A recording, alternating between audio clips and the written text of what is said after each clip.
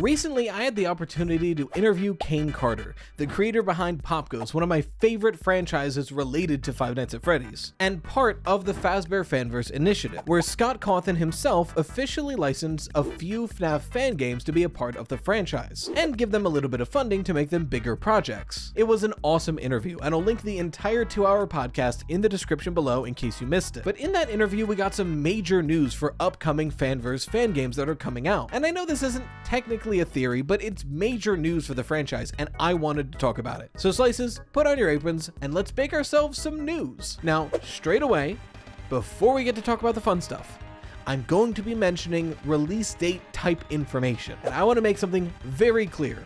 Game development takes a long time, and the road to doing it is unpredictable. If you want good, complete, non-buggy games, you gotta wait for them to be made. I have always been a proponent of, I want shorter games with worse graphics made by people who are paid more to work less, and I'm not kidding. The game industry is rife with crunched, overworked developers who are underpaid and suffering. And we're talking about, essentially, official FNAF fan games here. So like, chill. The games will come out when they come out. Any timeline or dates or speculation on them I give in this video should in no way be held against the developers if that does not happen.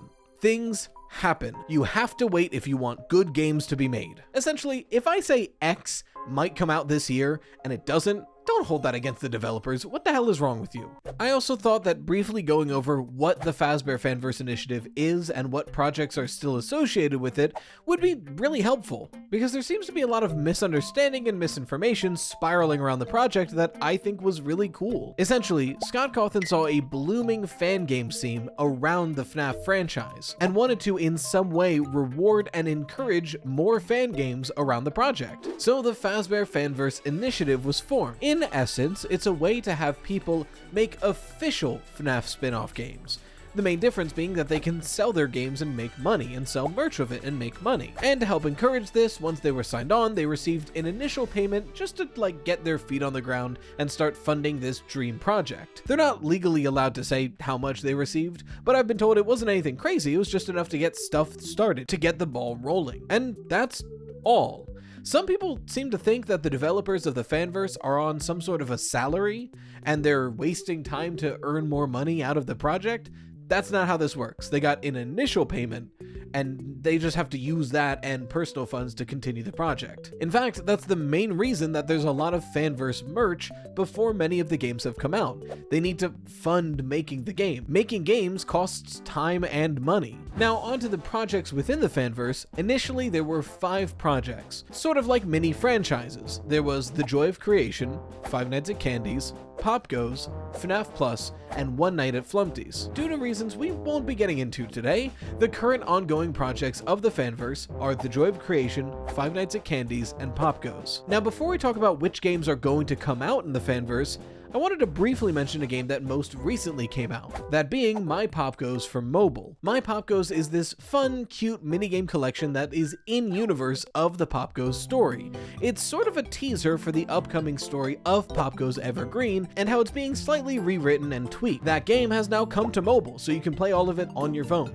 It's genuinely a really fun game and I highly recommend it. The link is in the description. So what's coming out for the Fazbear Fanverse? First, we'll cover The Joy of Creation by creator Nixon, an absolutely terrifying game that does in fact have a playable demo you can find in the description below. As far as what the story of this game is, this is one we're more uncertain about, as the story of the original Joy of Creation is the real-life Scott Cawthon surviving against the things that he's created. But Nixon did say that this game is to be a reboot of that franchise, describing The Joy of Creation as a cohesive game that draws from the previous versions of the game without being inherently tied to it. And from the demo we can see this. The demo is showing us that The Joy of Creation is drawing heavy inspiration from the first 2 games of this series, but it's not exactly the same story. I'd honestly bet that we're not playing as Scott Cawthon anymore, but we are still playing as some sort of creative surviving against these horrific animatronics.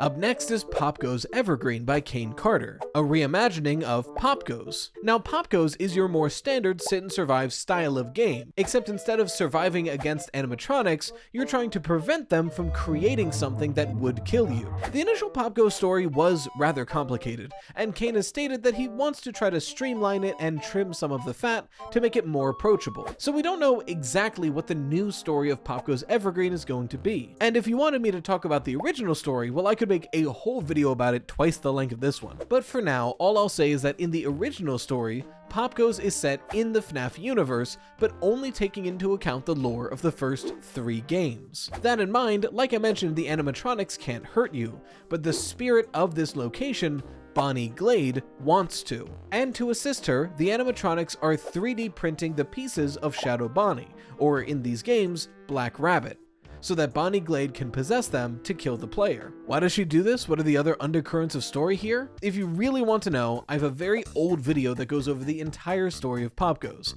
Be kind to that video though, because I frankly think I've gotten a lot better at making videos. In fact, I didn't even edit this video, but that video is kind of rough in retrospect, so just be nice to it. I'll put it in the card. And finally, Five Nights at Candy's DX and Five Nights at Candy's 4, all of these being made by Emil Mako. Five Nights at Candy's DX standing for Five Nights at Candy's 1, 2, and 3 being recoded in Game Maker. The story of Five Nights at Candy's is similarly long and complex, but a fun fact about it is that the story of Candy's and the story of POPGOES takes place in the same universe, a shared universe, one that is separate from the official FNAF universe, but takes place in their own version of the FNAF universe. Instead of going over the entire plot of Candy's, again I'll give you the brief overview.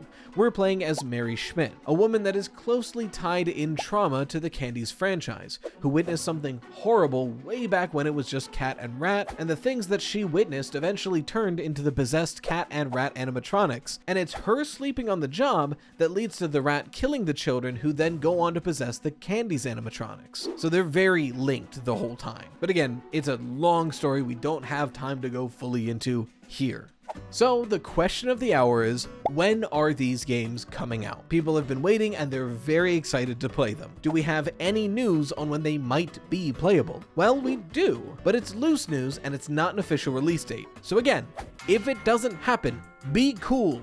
If you harass developers, that's bitchless behavior and your parents never loved you. According to the interview, looking at the games in front of us, the most likely one to come out first is The Joy of Creation, probably sometime this year, and I am dreadfully excited for it. But again, there is no official release date for any of the games listed here. After that, it's looking like POPGOES Evergreen would come out next. Again, that being hopefully this year, maybe early next year. Again, we don't know for certain. The only games we have no inkling of their release dates are Five Nights at Candy's DX and Five Nights at Candy's 4. There's really no information on how they're being developed or how close they are to being done. It could be anywhere from tomorrow to 2 years from now. We really don't know. So we're just gonna have to wait and see. So why am I making this video? The main reason I wanted to is just to share with you guys that there is a lot of really cool FNAF content coming up soon that isn't necessarily getting the main spotlight, that really should. I mentioned in a few videos ago that there's been a sort of FNAF news drought, because there's no Scott or Steel Wool games that we have any news on.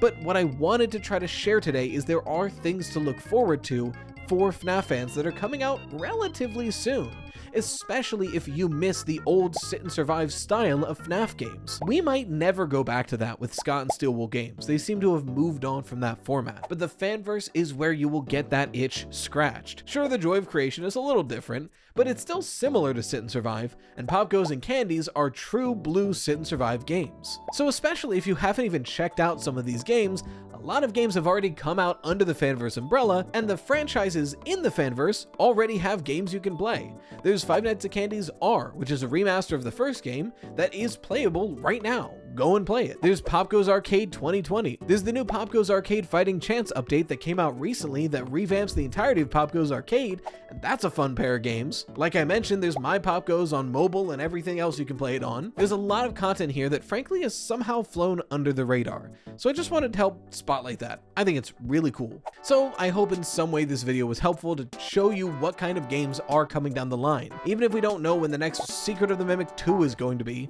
we have all of these games to look forward to. But in the meantime, if you are looking for news for the next Steel Wool game, we do have a little bit of news on that, which you can find in this video right here. If you want your fan art featured on the channel, make sure to share with hashtag ToastArt. A huge thank you to the best channel members, the Dough Risers, and until next time, as always, stay toasty, slices.